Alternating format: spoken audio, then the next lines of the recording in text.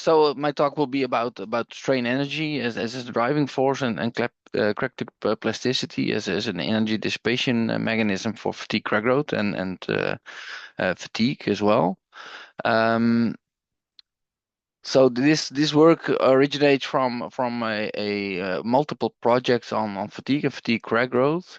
The initial one started in 2016 and ran till 2019 with the goal to increase the accuracy of material fatigue crack growth data and crack growth predictions, both for small cracks and long cracks.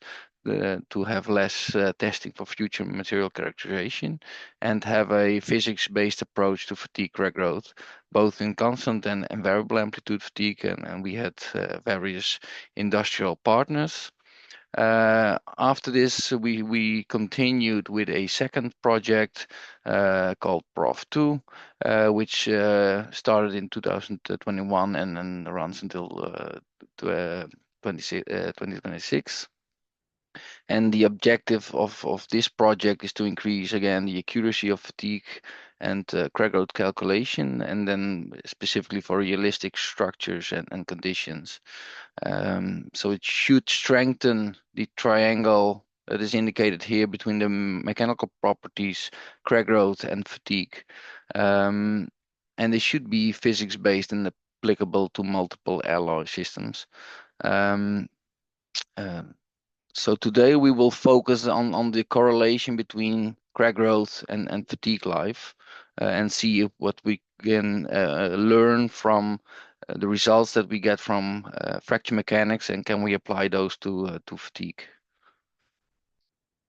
So currently in the aerospace industry, there are two fatigue design philosophies.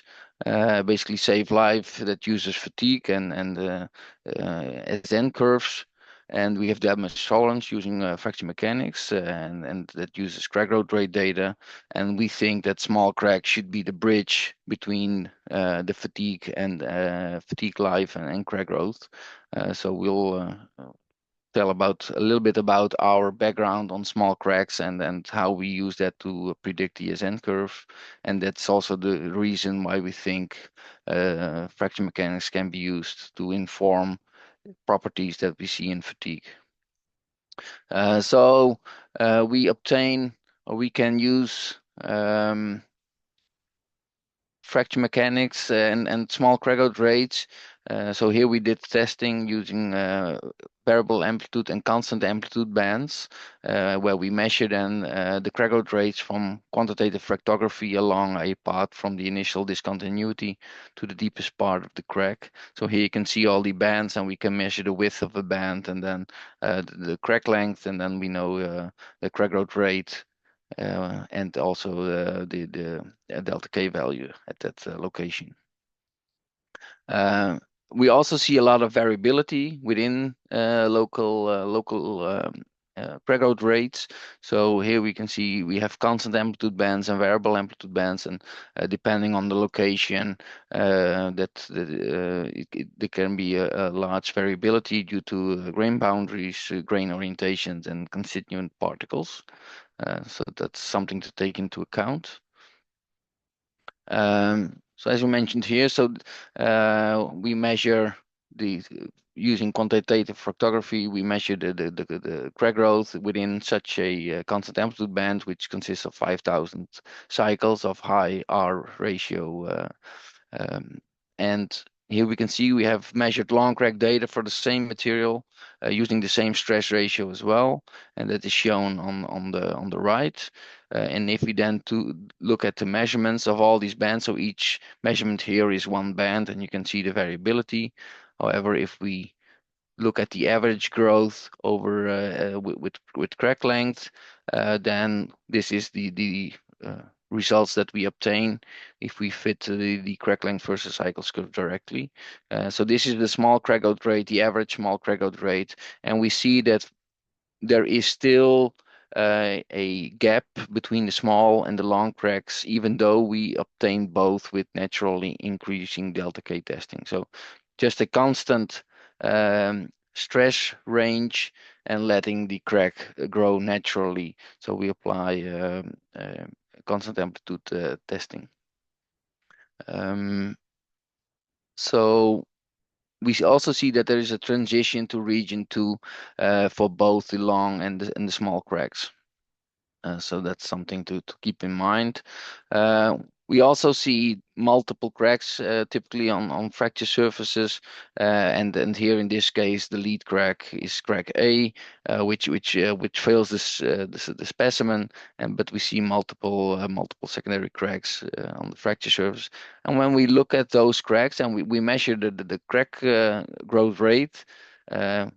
At a given crack depth. So this means the same crack depth means the same delta K value. And we see that the lead crack here, indicated by A, it already has the fastest crack growth rates compared to all the other cracks on the same fracture surface. So it appears that and all these defects that we introduced on the fracture or on the surface of this specimen. So we apply 1,000 laser slots of about 30 micrometer on this on the surface of the specimen. So they are all very consistent in size. So it's really the local crack growth rate which is highest for the lead crack, which is causing failure of this specimen, and all the other cracks have slower crack growth rates. So this brings us to our crack growth model. So basically, this is our long crack data, and we basically saying, okay, so there are small cracks are faster than long cracks, and the fastest one will fail the specimen. So there can be crack growth rates with a vertical displacement here in region 1 of the fatigue crack growth rate curve that have higher crack growth rates, and there is a transition to region 2.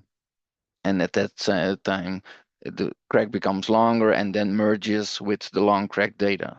So this is basically, so we assume that there is a distribution of crack out rates in um, this region, which results in a vertical translation of the crack out rates with a transition at a fixed fatigue crack out rate of 10 to the minus 9. So this basically results in an apparent decrease in delta K threshold for small cracks compared to long cracks. So it basically explains physically the Kitagawa diagram.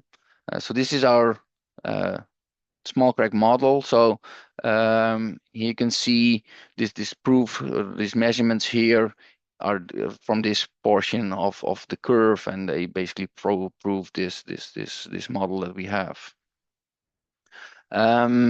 So as I mentioned, we have 10,000 laser slots with the same size on the surface of the specimens. This is the surface. So you can see the variability between crack growth from these laser slots, and we sample the crack growth rate from these. So we look at the lead crack, so the fastest crack. So we get the upper bound for the small crack regime. So we can use that. So we can use here. You have this data that we have for long cracks and small cracks, and we can use that to get some crack out rate. Here you can see at least data from MT specimens, long crack and the small crack. So the red one presents our curve, and it merges at the transition 2 with the long crack data. So this is our master curve with the small crack incorporated. So if we then use this in a crack growth calculation, we can have an initial defect size or initial crack length, which is corresponding to the crack nucleation features in 7075. And then we can calculate the betas for that. We know the stress ratio and the maximum stress, and we put that into a crack growth calculation with the failure criteria. And then for a given stress, we get a number of cycles to failure from just from crack growth. So we do not assume any nucleation or initiation of, we just assume an initial crack length equal to the initial discontinuity size. So, and then this is the result. So here you can see the maximum stress, and here's the cycles to failure. So the maximum stress is the input, so we have that horizontally, and the cycles to failure is the output of the test. And here you can see our calculated fatigue lives for 3 different initial crack sizes, as you can indicate it here.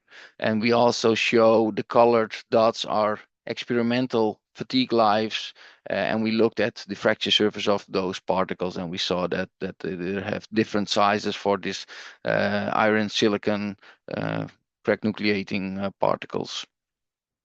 So if we use the long data, we get higher lives, and if we would introduce nucleation, crack nucleation, we also get higher lives. So using the small crack data, we can basically predict the fatigue life quite well for these coupons.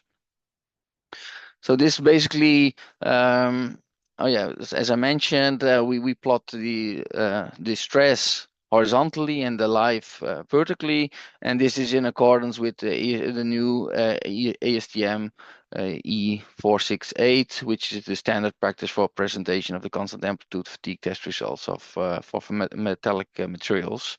So we use the alternate SN curve to show it, because it's basically also the scientific method for showing data and for fitting data as well. Um, so basically now we come to our StrainEnergy part of the presentation. So here in this case, the the clear answer, or the answer here is what's the difference, and that's obviously is plasticity. So in brittle materials we don't have plasticity, and for metals we have plasticity, but fracture mechanics it basically ignores the presence of the plastic zone under the small scale yielding criteria. So we want to investigate that further. So here we have a brittle material and a ductile. So this is, if we load that at a certain point, the brittle material will fail. And we know that crack extension occurs when the maximum strain energy release rate is equal to a critical value. And we know that G is the classical crack driving force in brittle materials according to Griffith theory. And Irwin indicated that it's equal to a stress-based approach using Kmax squared divided by the Young's modulus. So if you look at ductile crack extension under fatigue loading, in this case at a stress ratio of 0, we see that crack extension occurs and can be modeled already in 1964 using the maximum of Kmax divided by the Young's modulus. They already noticed that they were able to normalize different materials of the crack growth rates of the different materials using the Young's modulus of the material, and using Kmax to generate some kind of a master curve. And if you look at these two equations, both for brittle and ductile, the only difference here is that there is not a square on this equation, but otherwise we have a Kmax divided by the Young's modulus in both cases. So our question is, so can we rewrite the fatigue crack growth rates based on the classical crack driving force, and that's the strain energy release rate. So if we would apply or multiply Kmax divided by the Young's modulus by unity, by 1, then we'll just have to multiply and divide by the Kmax, and then we get Gmax divided by Kmax.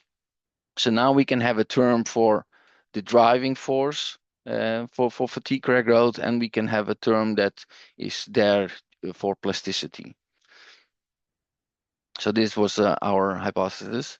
And this was for stress ratio 0. So Gmax is related to the strain energy density in the material.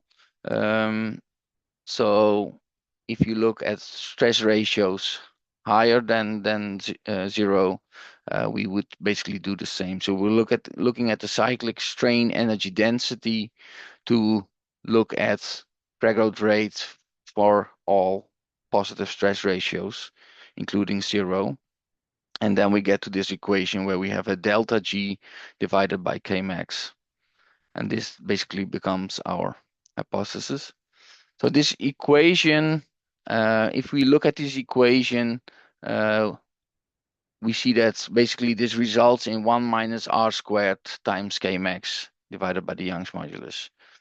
We can rewrite this this term in a 1 plus r times 1 minus r term, and then put these two together. So this basically becomes delta K.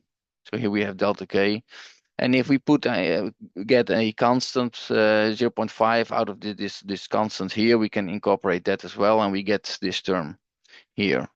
So this is all. So this term is basically equal to delta G divided by K max.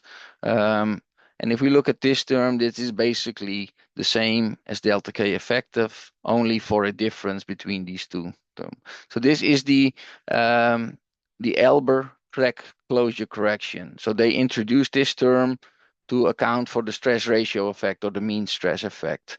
And that's basically this was empirically derived. So basically this incorporation of this term leads to a delta G divided by Kmax uh, um, term. So our hypothesis that it was this term is introduced because we are looking at delta K instead of delta G divided by Kmax.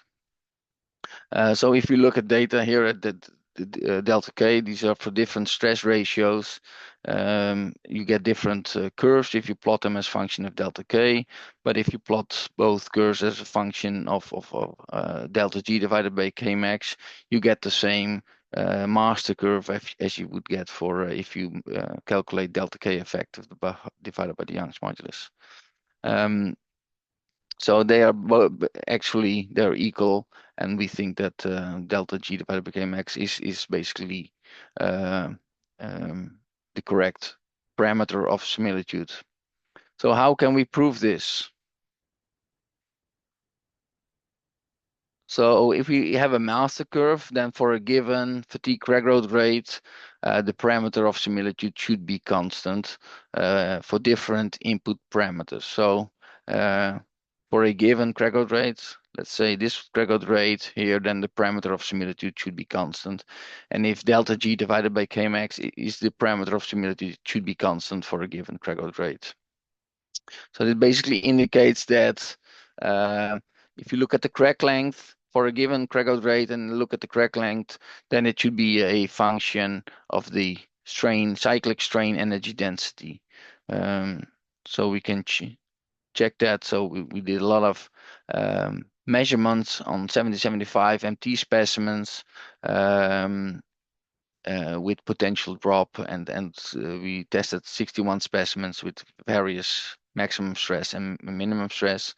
So the output of the test is basically a crack length at a crack growth rate of 6 times 10 to the minus 8 meter per cycle.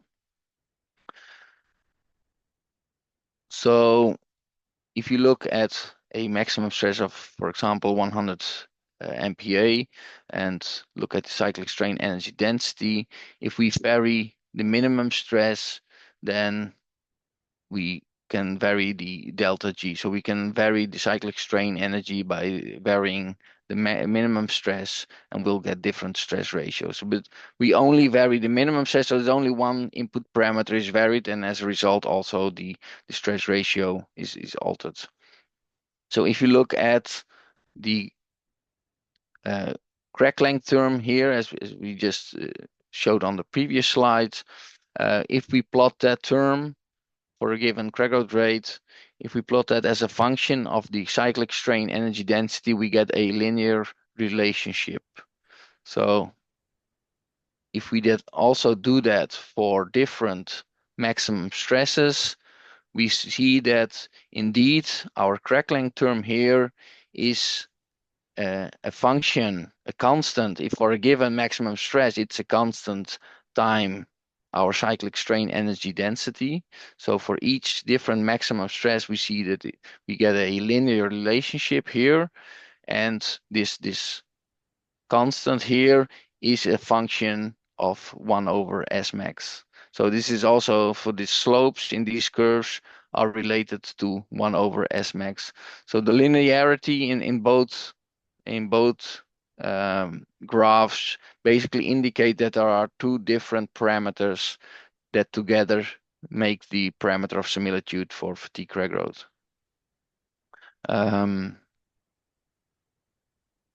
So if you then look, for example, different stress ratios at different maximum stresses.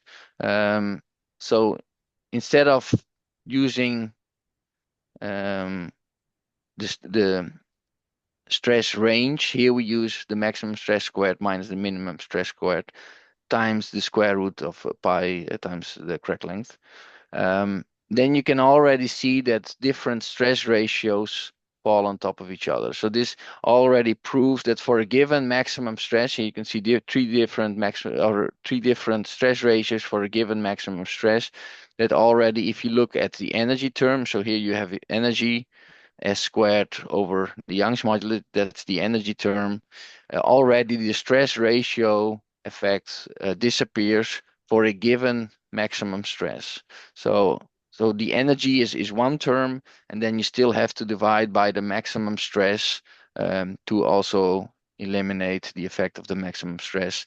And then you get basically, if you divide this term here by the maximum stress, you'll end up with delta G divided by K max, and you'll end up with the master curve.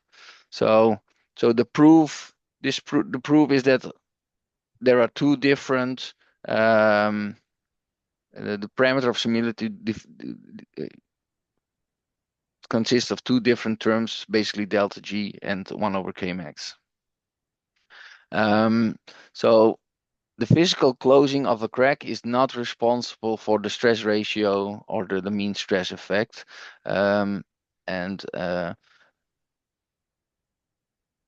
The stress ratio effect result is just a result of using the wrong parameter of similitude. So that's using delta K instead of delta G divided by K max.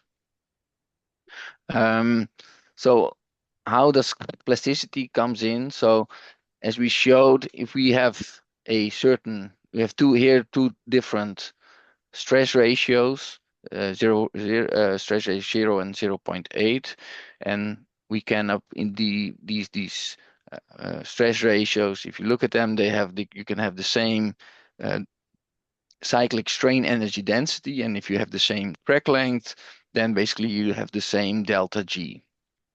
That's indicated here, and this here the cyclic strain energy, so the area under the curve here, the stress strain curve, this area is equal to this one. It has the same crack length.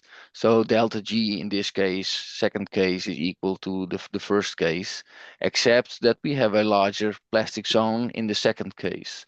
So if we apply the same amount of energy to the system, but the maximum stress is different, then you have a larger plastic zone. And if you apply the same amount of energy, you have a different energy dissipation at the crack tip due to the larger plastic zone, and this explains the stress ratio effect. So this is the physical mechanism behind our equation. So can we now also use this new formulation for crack retardation and variable amplitude fatigue crack growth? So what we did, so we looked at a normalized spectrum. We normalize it with the maximum spectrum stress, and then the K reference becomes the stress intensity factor for the maximum spectrum stress. So if you look at the crack growth rate for constant amplitude, you have your delta G part and your 1 over K max part, and this basically results in K max over the Young's modulus times 1 minus R squared. If you then look at variable amplitude fatigue, we say, okay, so the delta G is basically related to the energy between two turning points, and our 1 over K max in the constant amplitude case is related to the plastic zone size of the maximum spectrum stress. So we are basically saying that all cracks, all the smaller cycles, are growing in the plastic zone of the maximum spectrum stress. And this is also the boundary conditions that we currently apply. So you have to repeat the spectrum quite often to have all the crack growth of the smaller cycles, to have that in the plastic zone of the maximum spectrum stress. But then we'll end up with an equation which is quite similar to for constant amplitude fatigue, where only the one is changed by another turning point. But we'll get similar equations.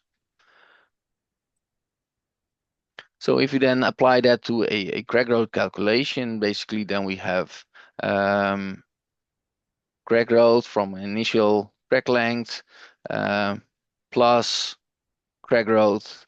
And if there is limited crack growth from a spectrum block, then we can basically, the crack length doesn't change that much, and we can sum these parts separately. And basically this now becomes a term for uh, the amount of energy that is present within a spectrum, and we can use that, and it's now independent of the crack length and the stress.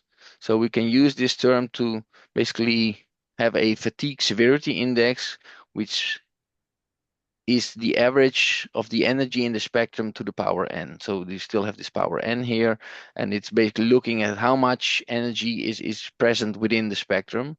And for constant amplitude fatigue crack growth with a stress ratio of 0, it will become 1. So it's a continuous calculation between, for each spectrum, can be constant amplitude spectrum, can be a variable amplitude spectrum as well.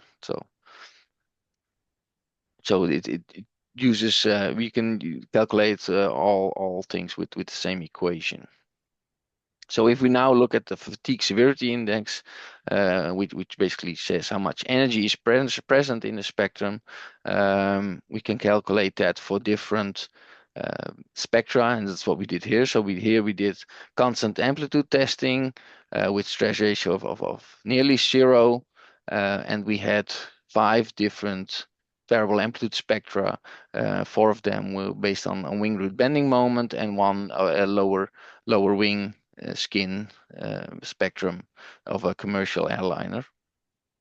And we can see that we basically, if we look at the vertical transition, so if we look at the fatigue record rate at this dotted line here, we can plot that as a function of the severity of each spectrum.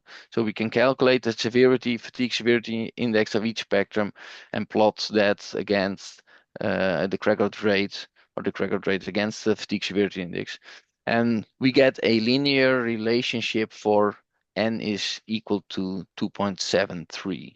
So that's basically, the n is representative for the Paris exponent, which is about 2 to 3 within the constant amplitude crack growth rate, as you can see here.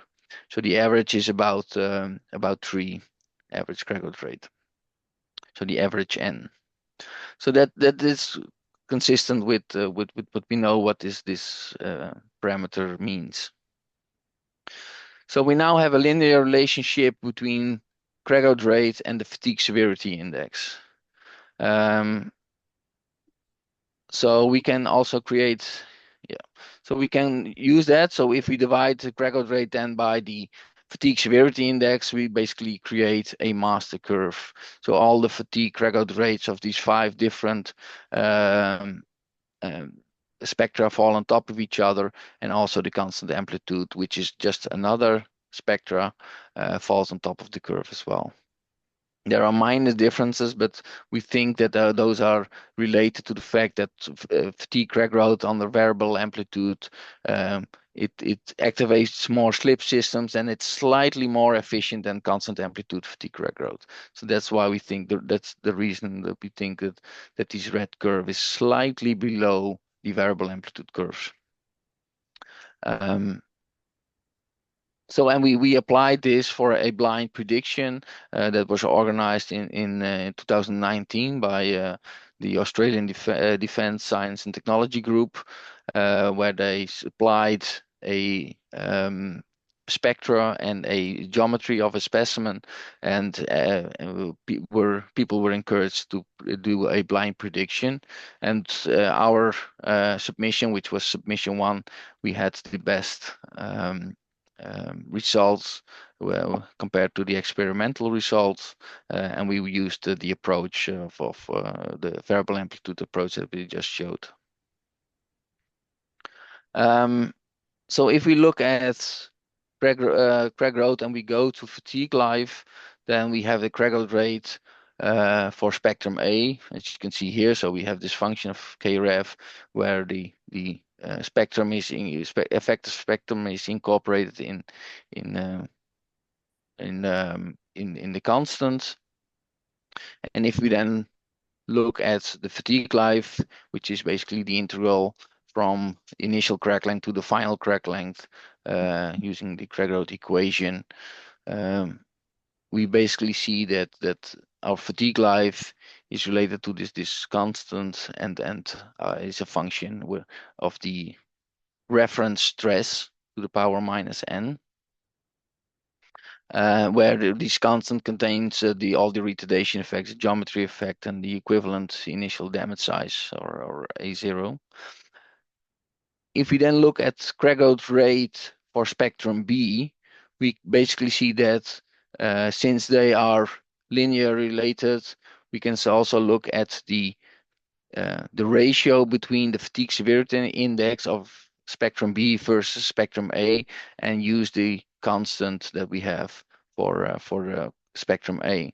So basically, our fatigue life for spectrum B is the same as the for spectrum A times the different, or the ratio of the fatigue severity index. So because all the other effects are incorporated in this, we only look at the difference, the ratio in fatigue severity index to calculate the fatigue life for a different spectra. So we could do that for MT specimens. So these are the MT specimens that we used. And instead of looking at crack road, we looked at the crack road life in this case.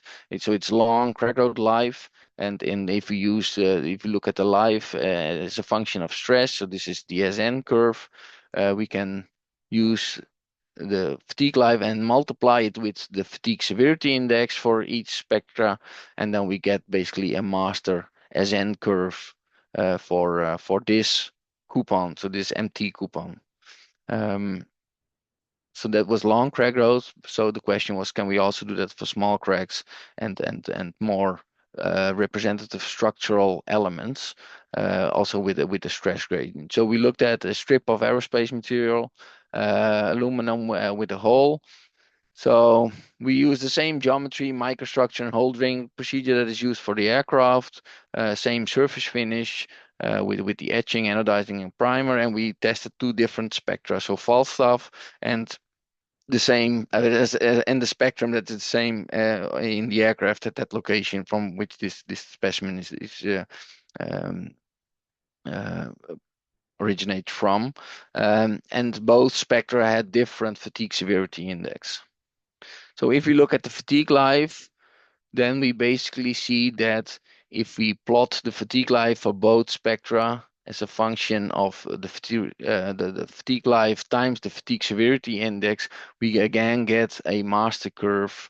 So we can basically test coupons with a Falstaff spectrum and predict the fatigue lives of spectrum X based on the ratio of the fatigue severity index. So we can do a lot of fatigue testing with one spectra, and when after 10 years there is another spectrum for the same aircraft or the same location, then we can just look at the ratio of the fatigue severity index and say, okay, the life has improved this, or the life changes for this spectrum compared to the original spectrum. So this comes us to the conclusion. So we showed that we have proven that the parameter of similitude is proportional to the cyclic strain energy release rate, and it's inverse proportional to the maximum stress intensity factor Kmax. So the new parameter of similitude includes strain energy as the original crack driving force for cracks, and also plasticity as a dissipation mechanisms and variation with Kmax. It also gives a physical explanation for the inclusion of the Young's modulus, which was also done empirically, but this gives a physical explanation, and it also gives a physical explanation for the stress ratio effect. and can be used for crack growth retardation on the variable amplitude fatigue, and doesn't need train flow counting, and it was successfully applied in two blind predictions for crack growth, but it can also be used for fatigue under fatigue damage accumulation in structural elements, but also just in fatigue specimens loaded with variable amplitude loading. So what is this? So this is quite a new um, theory for fatigue crack growth.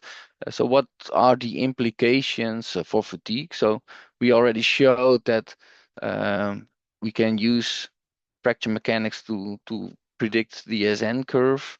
And based on this, we would say, yes, if you look at the SN curve on a log-log scale, then you should have the maximum stress horizontally and cycles vertically in a scientific method. And use also always use constant stress ratio for the testing and for plotting it. If you use the mean stress, then basically you are plotting different um, stress amplitudes with different stress ratios. That would mix up two different things and then makes it more complicated to look at the SN curves. Uh, and the fatigue severity can be used for damage accumulation and account for load interaction effects. And another one is that from this idea of delta G divided by K max, it basically says that fatigue and fatigue crack growth is both governed by tensile elastic strain energy. So performing stress control testing basically provides a constant energy per cycle. Um, and because the tensile elastic energy is driving the crack, plasticity is not adding to crack growth. So we can have a whole discussion on that as well. So our statement is basically that gross plasticity does not add to fatigue crack growth. And this also implies that Kaufman-Manson is not correct. I can have a small shoot to Kaufman-Manson because so if you say look at elastic energy, then in this case you have a certain triangle under the stress strain curve, and if you have a high stress you have a larger triangle. But if you have plasticity, then at a certain point the size of the triangle will not increase anymore. So if you now look at the Kaufman-Manson relationship, basically if you look at a certain elastic or for a certain total strain amplitude. So this is total strain amplitude. If this amplitude is fully elastic, then your life would be here. So this is the life if the total strain amplitude is fully elastic. But if you introduce plasticity, basically your life goes to this point here. So this is the experimental results where there is plasticity, and then basically your life increases by introducing plasticity, and that's in correlation with the new theory for this crack growth. So this is a quick idea and basically a result that comes out of our equation. So we also looked at the effect of strain hardening, and we can see that indeed with decreasing strain hardening, this term goes up, and then basically the slope changes to more vertical slope here. So then if you have more perfect plastic behavior, then basically this line would become vertical. So this exponent will become very high, and this slope will go up, and that's what we see in results as well. Um, and we are also now testing stress controlled up to the ultimate tensile strength. So here you can see different materials or 75 with different heat treatments, different ultimate tensile strength, and we can go up to the ultimate tensile strength and go far beyond the yield stress. As you can see in an example here, so these red points are the strains. This is the monotonic stress strain curve. So we go above the yield stress in the monotonic case, and we just go to this load, which is very close to the ultimate tensile, and we still get failures. So here are these 2 points. So this, if this is the normalized to the ultimate tensile strength, normalized stress, you can see that for these 2 points, these two stresses that correspond to these two. So we are far in the plastic region. They just follow the same line which we obtained from for all the tests in the elastic region. So basically, if you just plot it as a function of stress and not use the plastic strain, you can still explain these results by just extending the ascent curve. So that's basically some conclusions from our testing.